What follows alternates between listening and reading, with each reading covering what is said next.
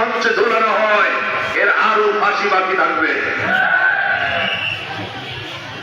আল্লাহ তাকে শাস্তি দিয়েছেন, সিদ্ধান্ত নিতে হবে কিয়ামত পর্যন্ত যেন অসভ্য লোকটি বাংলাদেশের, অসভ্য দলটি বাংলাদেশের ক্ষমতা আসতে না পারে।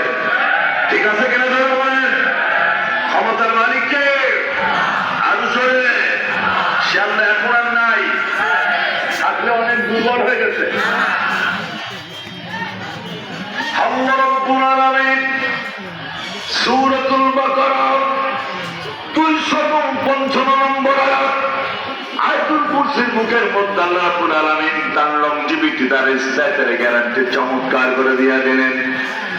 আল্লাহু লা ইলাহা ইল্লা হুয়াল হাইয়ুল কাইয়্যুম। যারা জানেন পড়েন সবাই। আল্লাহু লা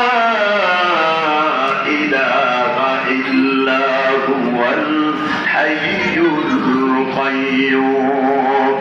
আল্লাহ বিশ্বনবী বলেন, কোরআনের মধ্যে যতগুলো আয়াত কারিমা আছে সব থেকে দামি, সব থেকে সেরা আয়াত আয়াতুল কুরসি। যে ব্যক্তি আয়াতুল কুরসি একবার তেলাওয়াত করবে সে যেন গোটা কোরআনের 4 ভাগের 1 ভাগ তেলাওয়াতের সমান সওয়াব পাইয়া যাবে।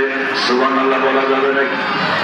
আল্লাহ নবী আরো বলেছেন, যে ব্যক্তি এই আয়াত কারিমা প্রত্যেক ফরজ নামাজের পরে বুঝে বুঝে তেলাওয়াত করবে আর বুকে ফুকর লাগাবে, আল্লাহ নবী বলেছেন কিয়ামতের দিন আল্লাহ তাআলা ওই বান্দা বান্দির ব্যাপারে সিদ্ধান্ত নেবেন আর আল্লাহ তাআলা ওই লোকটিকে জান্নাত দিয়ে দেবেন। সুবহানাল্লাহ।